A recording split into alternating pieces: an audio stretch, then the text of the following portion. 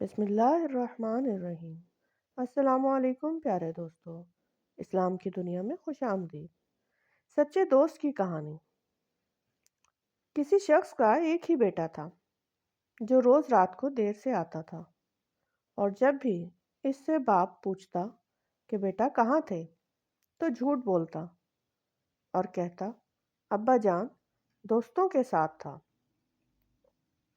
ایک دن بیٹا جب بہت زیادہ دیر سے آیا تو باپ نے کہا کہ بیٹا آج ہم آپ کے دوستوں سے ملنا چاہتے ہیں۔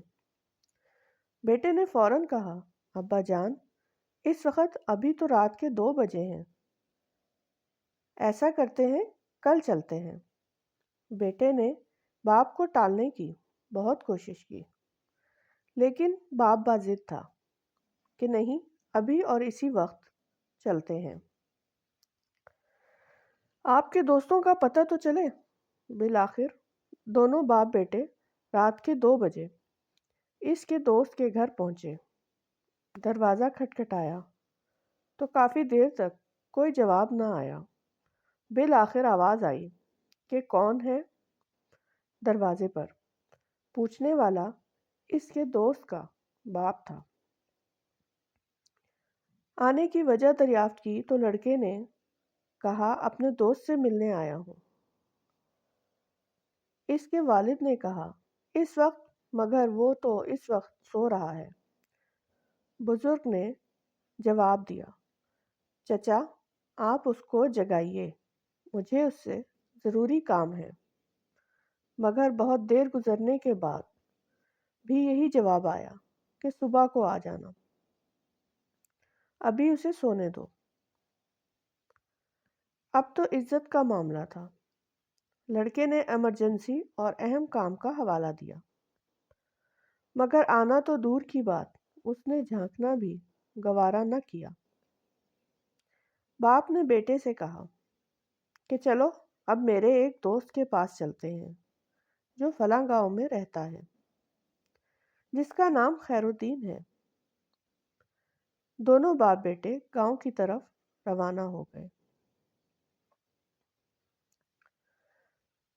دوران سفر کرتے کرتے اذانوں سے ذرا پہلے تو اس گاؤں پہنچے اور خیر الدین کے گھر کا دروازہ کھٹکھٹایا، مگر جواب نہ آیا۔ بالآخر اس نے زور سے اپنا نام بتایا کہ میں فلاں ہوں، مگر پھر بھی دروازہ ساکت اور کوئی حرکت نہیں ہوئی۔ اب تو بیٹے کے چہرے پہ فاتحانہ مسکراہٹ آ گئی، لیکن اسی لمحے لاٹھی کی ٹھک ٹھک سنائی دی اور دروازے کی زنجیر اور کنڈی کھولنے کی آواز آئی۔ ایک بوڑھا شخص برآمد ہوا جس نے لپٹ کر اپنے دوست کو گلے لگایا اور بولا میرے دوست بہت معذرت، مجھے دیر اس لیے ہوئی کہ جب تم نے سال کے بعد میرا دروازہ رات گئے کھٹکھٹایا تو مجھے لگا شاید تم کسی مصیبت میں ہو، اس لیے اپنے پاس جو پیسے جمع کیے تھے اس کو نکال کے لایا کہ شاید تم کو پیسوں کی ضرورت ہو۔ پھر اپنے بیٹے کو اٹھایا کہ شاید بندوں کی ضرورت ہوگی۔ پھر سوچا کہ شاید کوئی پنچایت ہوگی اور فیصلے کے لیے پگ کی ضرورت ہوگی، تو اس لیے اپنی پگ بھی لایا۔ اب سب کچھ تمہارے سامنے ہے۔ میرے دوست پہلے یہ بتاؤ کہ تم کو کس چیز کی ضرورت ہے؟ یہ سن کر بیٹے کی آنکھوں سے آنسو آ گئے کہ ابا جی کتنا سمجھدار آنسو آ گئے کہ ابا جی کتنے سمجھتے تھے کہ بیٹا دوست وہ نہیں ہوتا جو ہر چوں چراہے پر آپ کے ساتھ ہو، بلکہ دوست وہ ہوتا ہے جو آپ کے ہر دکھ درد میں ساتھ ہو۔ اسی لیے دوست کا نسلی ہونا بہت ضروری ہے۔